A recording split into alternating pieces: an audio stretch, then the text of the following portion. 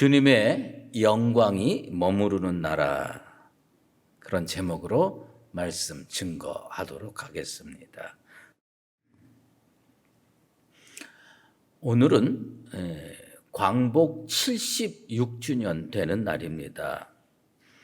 오늘 예배는 하나님께서 이 민족을 긍휼히 여기셔서 식민지의 이 땅에 다시 자유를 주시고 국권을 회복시켜 주시고 빚을 주신 은혜를 기억하며 광복절 기념 예배로 드립니다.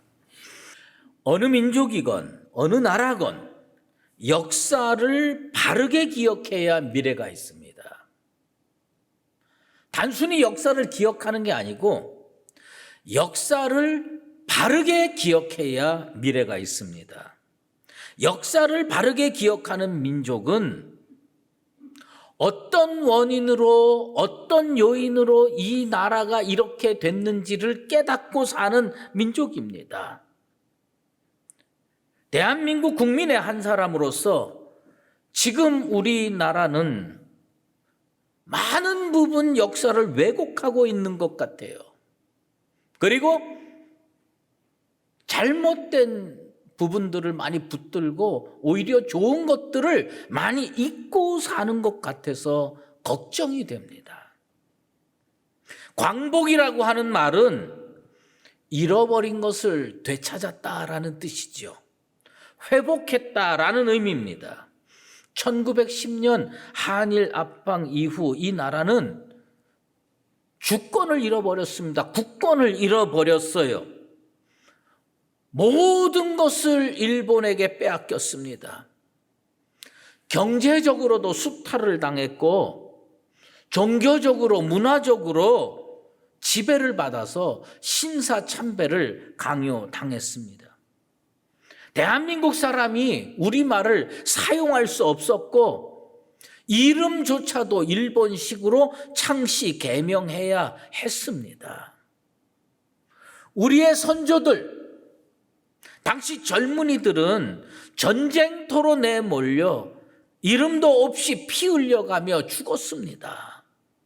꽃다운 여성들이 종군 위안부로 끌려가서 온갖 수모를 당했으며 아픔의 인생을 살았습니다. 수많은 젊은이들이 만주로 시베리아로 강제 징용되어 갔다가 돌아오지 못했습니다. 우리 모두가 잘 알다시피 당시 광복은 우리 힘으로 투쟁하고 우리 힘으로 싸워서 이룩해낸 것이 아니었습니다. 그것은 하나님께서 우리 민족을 긍휼히 여기셔서 은혜를 베푸셨기 때문에 가능했던 일입니다. 우리는 이 역사를 잊어서는 안 됩니다. 오늘 우리가 읽은 이 시편 말씀은 이스라엘 백성들이 바벨론 포로로 잡혀갔다가 해방되어 가나안 땅으로 돌아온 후에 1차 포로 귀환 직후에 고라 자손이 쓴 시입니다. 그런데 여기에 뭐가 들어가 있느냐? 그 사람의 역사 해석이 들어가 있어요. 자기가 체험한 역사, 자기가 경험한 역사를 해석을 해서 한 편의 시로 남겨놨습니다. 여호와여 주께서 주의 땅에 은혜를 베푸사 야곱의 포로된 자들이 돌아오게 하셨으며 라고 고백하고 있습니다. 한마디로 쉽게 얘기를 하면 어떻게 역사를 해석했습니까? 우리가 해방된 것은 세계사의 흐름으로 뚝 떨어진 게 아니고 하나님의 은혜였습니다. 하나님의 은혜로 해방됐습니다. 이 고백이 들어가 있는 겁니다. 시편 안에 있는 여러 시에 바벨론에서 돌아온 자들의 역사 해석이 들어간 시가 꽤 많이 있습니다. 그 대표적인 것 중에 하나가 시편 126편입니다. 근데 이 시편 126편은 유다 백성들이 안식일마다 성전에 올라가면서 이 시를 암송합니다. 이 시를 묵상합니다. 이 시를 고백합니다. 시편 126편에 이런 말씀들이 있습니다. 여호와께서 시온의 포로를 돌려보내실 때에 우리는 꿈꾸는 것 같았도다. 여호와께서 우리를 위하여 큰 일을 행하셨으니 우리는 기쁘도다. 팩트는 뭐냐 하면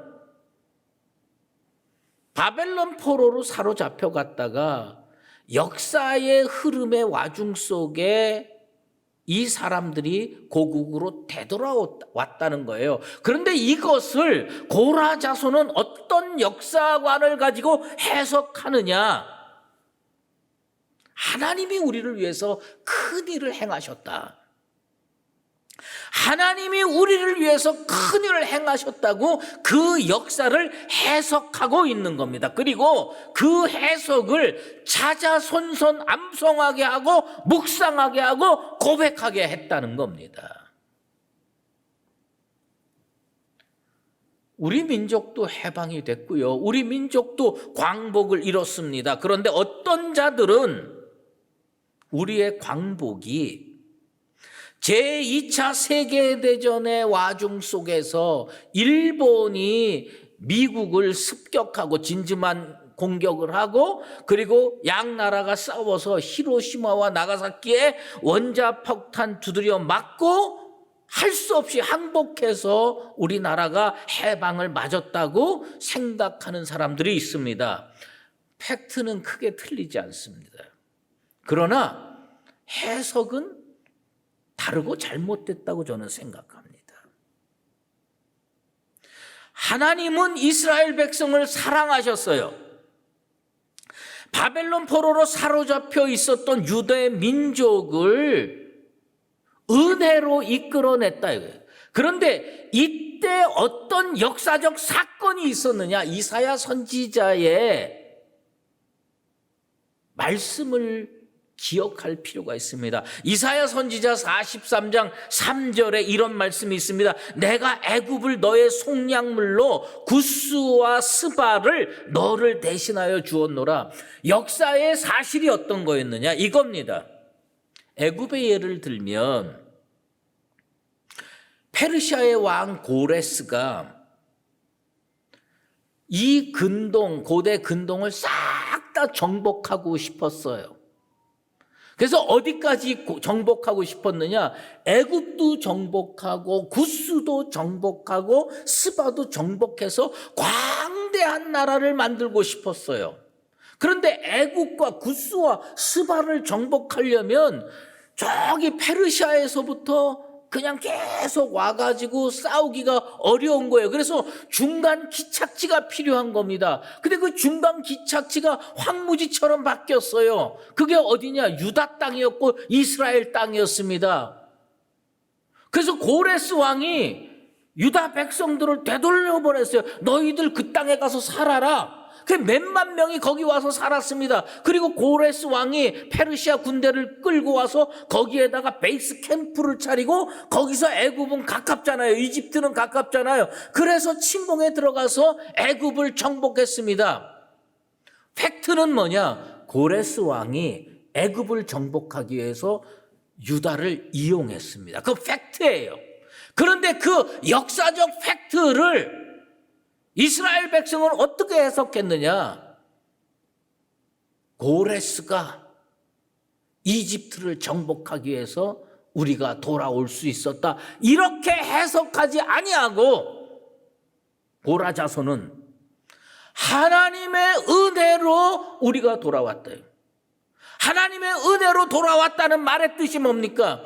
하나님 역사를 주관하시고 세계를 주관하시는 하나님께서 바벨론 포로로 사로잡혀갔던 우리 민족을 구원하기 위해서 페르시아를 움직였구나. 애굽을 정복하게 만들었구나. 구스와 스바를 정복하게 만들었구나. 그래서 이 유다의 베이스 캠프를 만들고 하기 위해서 되돌려 보냈구나. 이거 다 하나님의 은혜다라고 역사를 해석했던 겁니다. 세계사의 흐름을 이용해서 애굽을 멸한 것은 고레스의 생각일지 모르지만 그것은 하나님의 큰 섭리 가운데 일어나는 사건이었던 겁니다. 그래서 시편 기자들은 저주마다 이 역사의 사실을 토대로 어떻게 해석하고 고백했느냐? 이거 하나님의 은혜였습니다. 하나님은 수천 년 전에 유다 백성을 바벨론 포로에서 유다로 되돌리기 위해서 세계사를 주관하시고 흐름을 움직이셨던 그 전능하신 하나님께서 1945년에 세계사의 흐름을 작동시켰습니다. 그래서 이 민주적인 나라들과 전체주의 국가, 제국주의 국가와 이 싸움을 세계대전에서 이 전승국을 만들고 그 와중에서 미국이 일본을 이기게 하고 우리나라가 독립이 됐습니다. 우리 민족을 속량하기 위해서 일본을 사용하셨어요. 유다 민족을 속량하기 위해서 애굽을 사용하셨던 것처럼 우리 민족을 속량하기 위해서 하나님께서는 일본을 사용하고 미국을 사용한 줄로 믿습니다.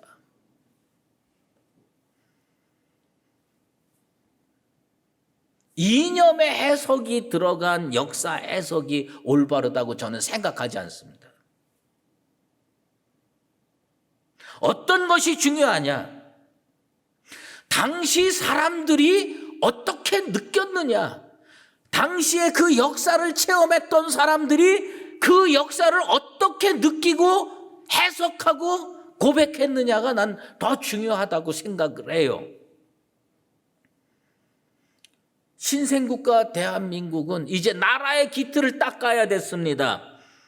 여러 가지 어려움이 있었지만 3년 후에 1948년 5월 31일에 재헌국회를 만들 수가 있고 열게 되었습니다. 재헌국회 제1차 회의는 당시 임시의장이었던 이승만이 사회를 받습니다.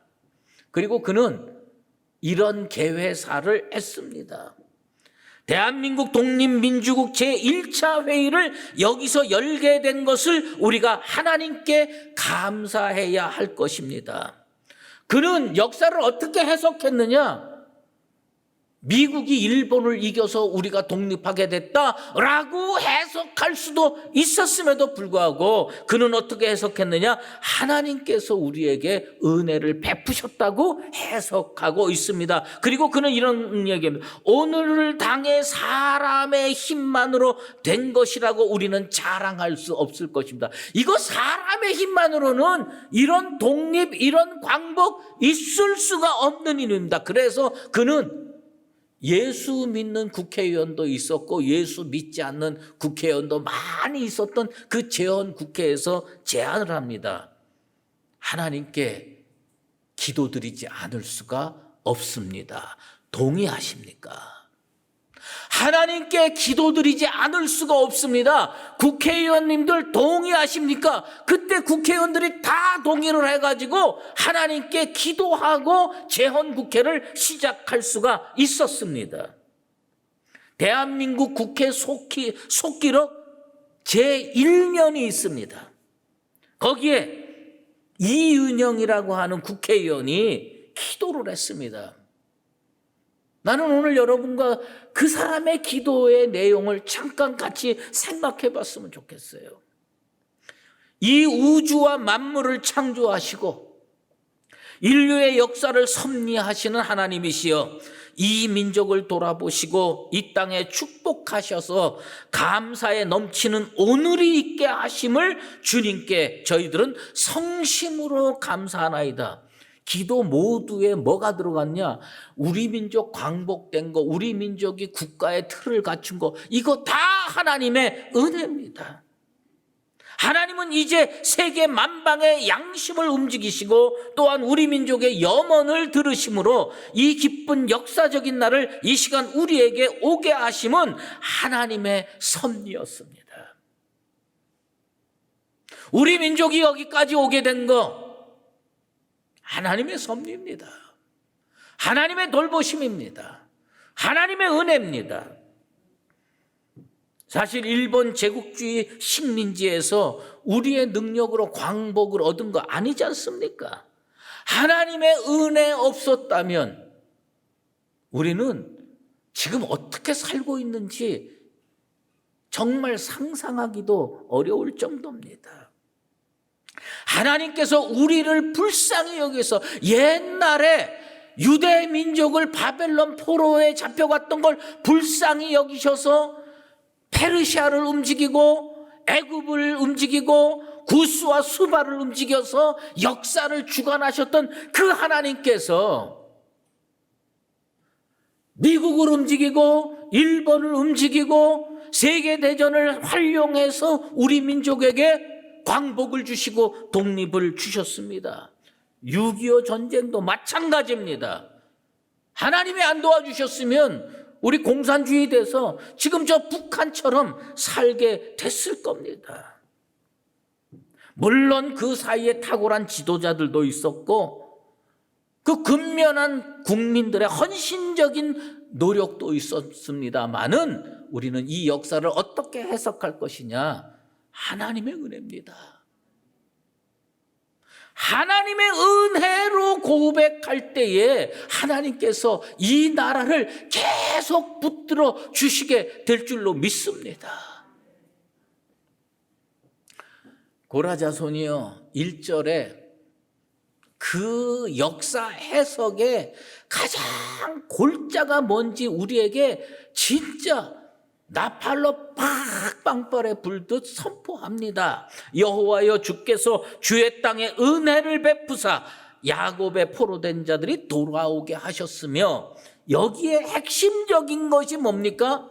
주님, 이 땅은 하나님의 땅입니다. 주님, 이 땅은 주님의 땅입니다. 이스라엘 자손의 땅입니다. 유다 자손의 땅입니다 해도 누가 뭐랄 거 아니에요. 그런데 고라 자손이 이 역사의 흐름을 보고 자기가 체험한 것을 집약해서 어떻게 고백했느냐? 이 땅은 하나님의 땅입니다.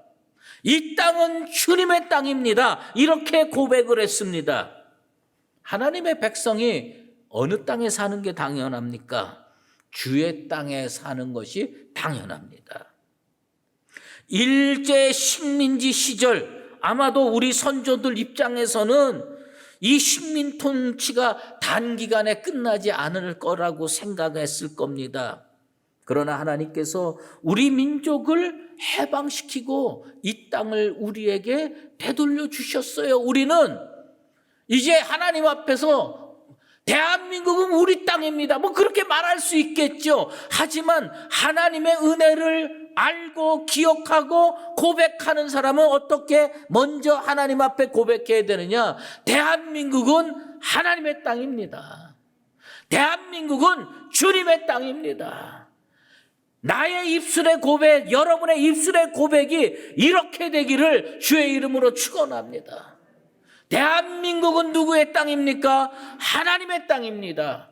그 하나님의 땅에 누가 삽니까? 우리가 사는 겁니다. 그리고 고라 자손이 8절에 피토하는 심정으로 권면합니다.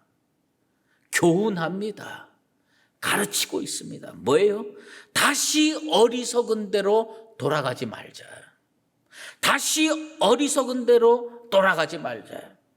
역사를 왜 기억해야 됩니까? 역사를 왜 바르게 배워야 됩니까? 좋은 점은 더욱 개발하고 발전시켜서 진짜 강건한 나라를 만드는 데 사용해야 됩니다. 그러나 그릇된 점은 과감히 잘라내고 고쳐야 됩니다. 역사를 통해서 배우지 않는 민족은 정말 미래가 없습니다. 왜 우리나라가 일제 식민지에 전락 타락하는 그런 역사를 경험했습니까? 조선이라는 나라가요, 당파 싸움만 했습니다.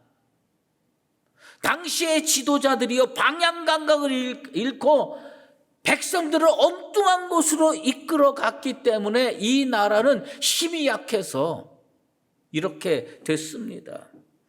고라자손이 왜 이 시편 85편을 썼을 거라고 생각합니까? 두려운 거예요. 살아보니까 두려운 거예요. 민족이 하나님 앞에 아직도 정신 못 차리고 바로 살지 못하고 우상 숭배하고 죄나 저지르고, 그러니까 이 고라자손이 볼 때, 야, 이렇게 가다가는 또다시 바벨론 포로에 사로잡혀가는 그 역사를 반복하겠구나, 두려웠던 겁니다.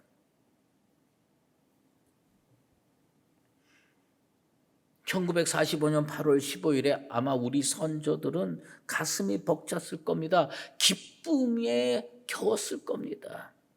기록에 의하면요, 어떤 사람이 화장실에서 이 뉴스를 들었대요. 광복의 뉴스를 들었대요. 그래서 대한독립 만세 그러다가 그 똥통에 빠졌답니다.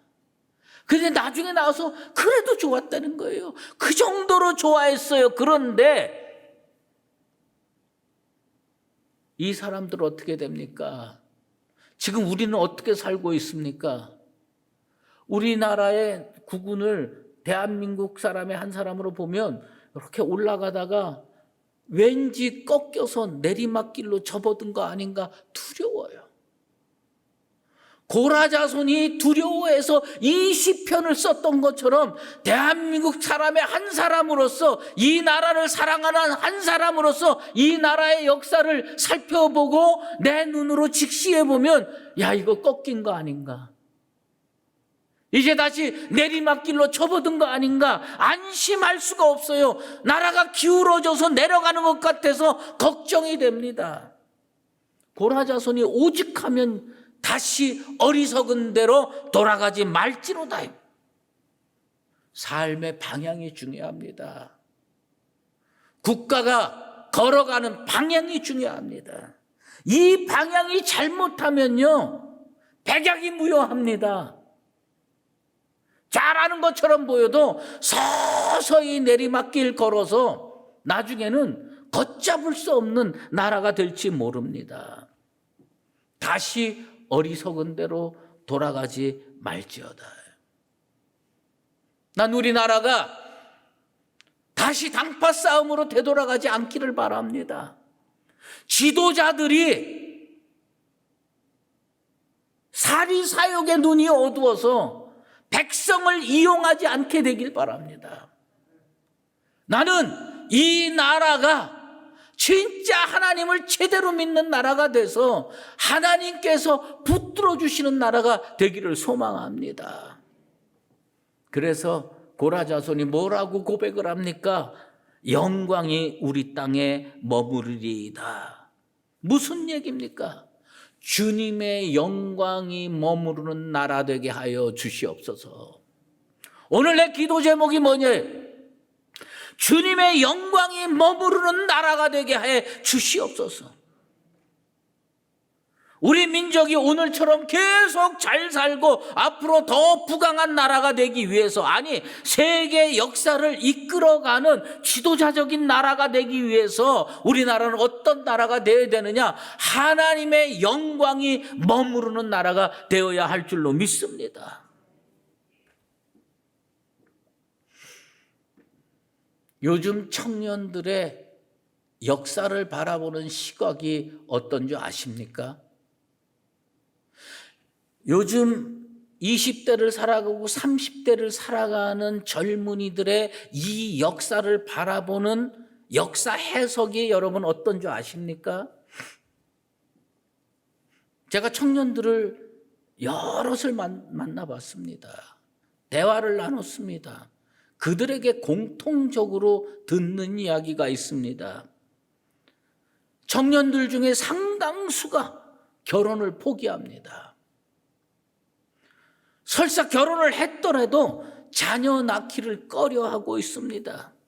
그들에게 물었어요. 왜 그러냐? 왜 결혼을 안 하려고 하느냐? 왜 결혼을 했는데 자녀를 안 낳으려고 하느냐? 그들의 공통적인 답변이 뭔지 아십니까? 도저히 부모님 세대들처럼 살 자신이 없습니다. 한 가정을 책임지고 그 가정을 이끌어갈 그 자신이 없습니다. 할 수 있다가 아니라 할 수 없다의 역사적 해석을 가지고 사는 거예요.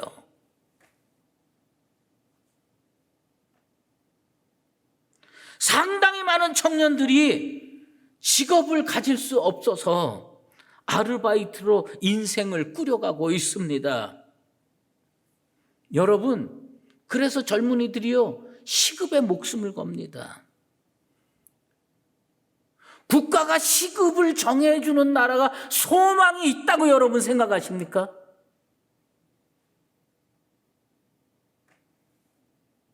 젊은이들이 정상적인 직업을 가지고 꿈을 꾸고 미래를 계획하고 한 발자국 한 발자국 더 나은 세상으로 살아가도록 만들어주는 것이 지도자들이 할 일이고 앞선 세대가 할 일이지, 너희들 아르바이트 하면서 시급 조금 올려줄 테니까 그거 가지고 먹고 살아라. 하루는 살 수 있어요. 한 달은 살 수가 있어요. 근데 미래가 있습니까?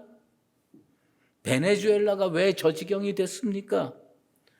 석유 매장량은 가히 세계 최고 수준입니다.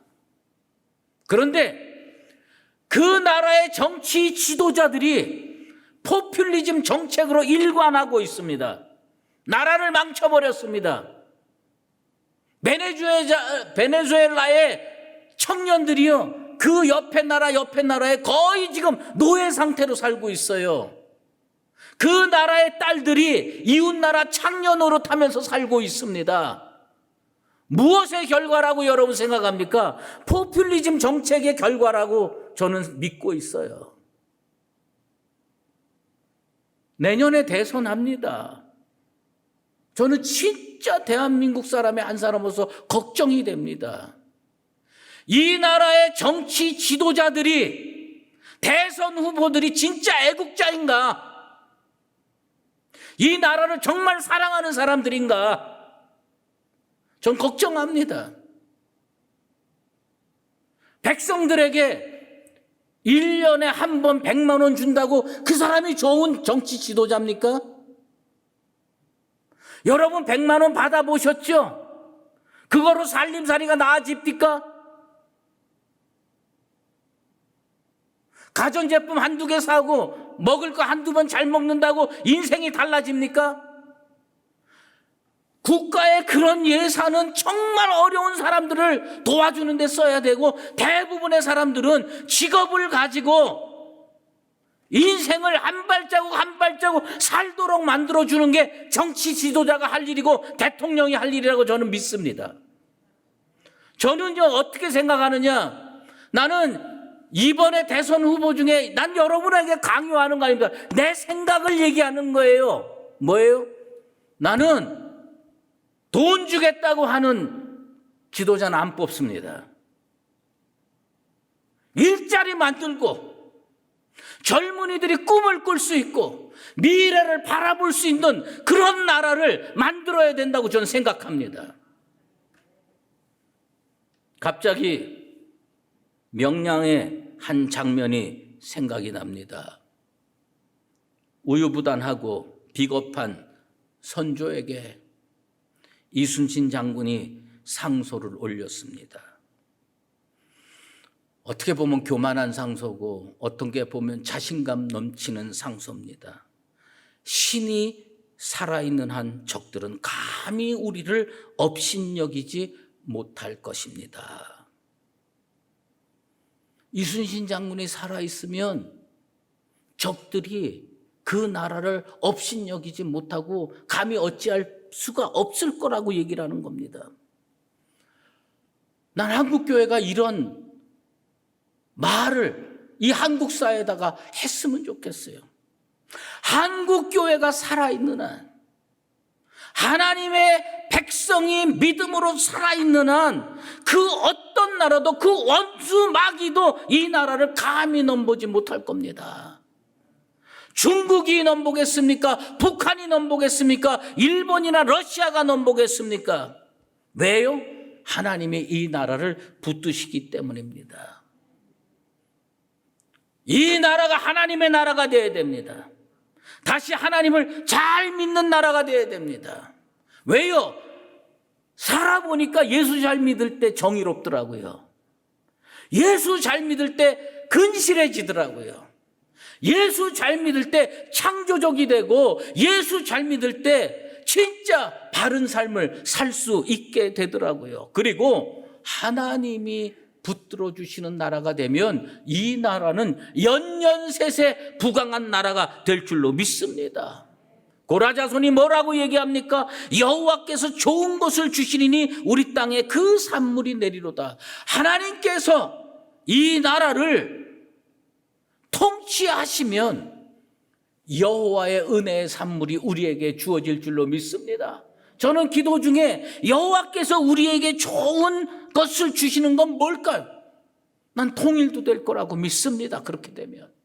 그리고 옛날 고구려 지배했던 그 랴오호강 이쪽에 만주도 우리가 되찾을 수 있고 연해주까지 다 되찾을 수 있지 않을까, 그런 생각을 해봅니다. 뭐예요? 여호와께서 좋은 것을 주시는 나라가 되려면 여호와의 영광이 머무르는 나라가 되어야 할 줄로 믿습니다. 하나님 붙들면 삽니다. 하나님 놓치면 죽습니다. 여호와의 영광이 머무르는 나라 되려면 우리 다시 주님 앞에 엎드려 기도하고 제대로 된 믿음 생활 해야 됩니다. 역사 해석이 중요합니다. 하나님이 이 나라를 다시 살려서 우리에게 주셨습니다. 앞으로도 우리는 그런 나라가 되기를 소망합니다. 우리 나라를 위해서 기도합시다. 하나님, 우리 민족이, 우리 나라가 여호와를 붙들겠습니다. 이 나라를 영원히 통치하시고 주께서 이 나라에 머물러 계시옵소서. 그런 역사가 일어나게 되기를 예수 그리스도의 이름으로 축원합니다. 기도하겠습니다. 하나님 아버지, 감사합니다. 국민의 한 사람으로서 오늘날 나라를 살펴보면 너무나도 걱정이 됩니다. 고라자손이 오죽하면 그런 시편을 썼겠습니까? 대한민국은 하나님의 땅이 되길 원합니다. 주님의 나라가 되길 원합니다. 우리가 다시 어리석은 대로 돌아가지 않도록 인도하여 주시옵소서. 그리고 여호와를 붙들고 살아서 언제까지나 하나님께서 이 나라를 통치하시게 되기를 원합니다. 사랑의 주님, 이 나라를 끝까지 견고하게 붙들어 주시옵소서. 예수 그리스도의 이름으로 기도드리옵나이다. 아멘. 이제는 우리 주 예수 그리스도의 은혜와 하나님 아버지의 극진하신 사랑하심과 성령의 인도하시고 교통하심이 대한민국이 하나님의 땅임을 다시 한번 고백하며 어리석은 대로 되돌아가지 아니하고 주께서 이 땅을 영원토록 통치하기를 믿음으로 고백하는 사랑하는 대한민국의 모든 백성들 머리 위에와 주님의 몸된 교회와 이 나라와 우리 성도들 머리 위에 이제로 영원히 함께 계시옵기를 간절히 축원하옵나이다. 아멘.